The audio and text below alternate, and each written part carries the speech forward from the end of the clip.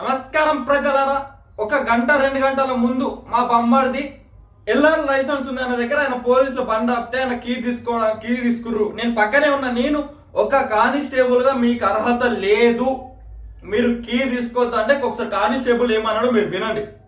అంటే రూల్ ప్రకారం ఎవరు తీసుకోవాలి? టీచర్ సార్ తీసుకోవాలా? నేను సార్కి ఇస్తాను చెప్పిన ఎస్ఐ సార్ తీసుకోవాలా?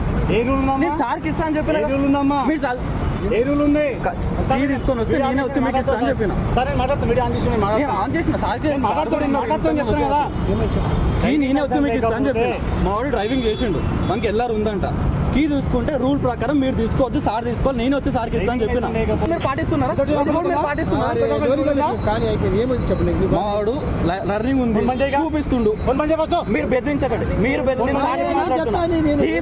మీకన్నా హయ్యర్ ఆఫీషియల్ నేను ఆయనతో మాట్లాడుతున్నాను. మీరు మీకు కీ తీసుకునే పర్మిషన్ ఉందా? సార్ తీసుకుంటారు కదా.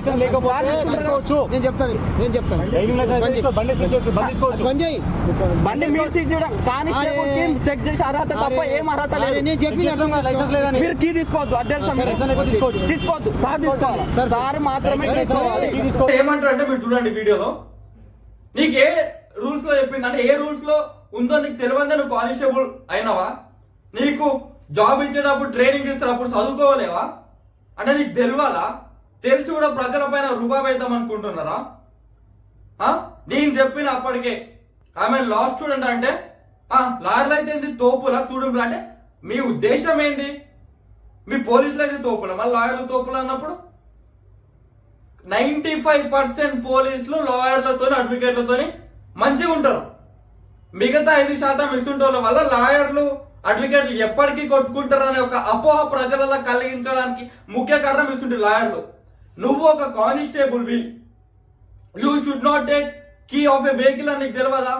మోటార్ వెహికల్ యాక్ట్ 1932 అండ్ 1988 ప్రకారం ఒక కానిస్టేబుల్ లేదా అంతకన్నా తక్కువ స్థాయిలో ఉన్న వ్యక్తి కేవలం వెహికల్ అని ఆపి డాక్యుమెంట్స్ అడగాలి, అంతే. అంతకు మించి నువ్వు ఏం చేయొద్దు.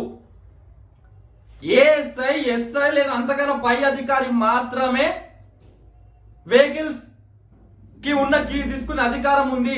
ఒక కానిస్టేబుల్ గా నీకు ఏ అధికారం ఉందని నువ్వు ఈరోజు ఇది చేస్తావు? అండ్ సేమ్ టైం నెక్స్ట్ నేను వెళ్ళి ఒక పోలీస్ స్టేషన్ లో కంప్లైంట్ ఇద్దాం వెళ్తే అక్కడ వాళ్ళు రిటర్న్ లో బెదిరిస్తారు మళ్ళీ ఇంకొక కానిస్టేబుల్, సివిల్ ఉన్న కానిస్టేబుల్. మీరు అట్లా ఇస్తారంటే వాళ్ళు కూడా మీరు ఏమంటారు వాళ్ళ డ్యూటీలకు భంగం కలిగించారని వాళ్ళు ఒక కంప్లైంట్ ఇవ్వచ్చు వాళ్ళు కూడా. అంటే మీరు ప్రజలను బెదిరిద్దాం అనుకుంటారా? ప్రజలు వాళ్ళ రైట్స్ అడిగితే కాపాడాల్సిన పోలీసు మీరు కుమ్మక్కై ప్రజలను రిటర్న్ వాళ్ళని బెదిరించి వాళ్ళ రైట్స్ వాళ్ళకి తెలుసుకోకుండా చేస్తున్న పోలీసుల పైన ఒక 2 నుంచి 3% పోలీసుల పైన కఠినమైన చర్యలు తీసుకోకపోతే ఆన్ స్పాట్ మేము ఒక్కరినైనా సరే డీజీపీ ఆఫీస్ ముందు కోసం ధర్నా చేయడానికి సిద్ధంగా ఉన్నాం. On which case or else on which law or else on which section did he took the key of that bike? On which section did that police వీళ్ళకి ఏ రకంగా బెదిరించిండో లేదంటే ఏ రకంగా కంప్లైంట్ తీసుకోలేడో మీరు మాకు చెప్పాలి. మీరు ఏం తెలియకుండా ఏ సెక్షన్ లో ఉందో నువ్వు రిటర్న్ అడిగితే ఏ సెక్షన్ లో ఎవరు చెప్పాలా? పోలీసులు చెప్పాలా? అక్కడ ఉన్న ప్రజలు చెప్పాలా? లా మీరు చదువుకుంటుర్రా ప్రజలు చదువుకుంటుర్రా? మీరు చెప్పాలా కదా ఏ సెక్షన్ లో ఉందనేది. మరి నీకు తెలియకపోతే నీకు జాబ్ ఎందుకు? రిజైన్ చేసి పక్కకి వెళ్ళిపో, నీకు సెక్షన్స్ వెళ్ళకపోతే. అంతే తప్ప ప్రజల పైన మోత వేయడం ఏంది?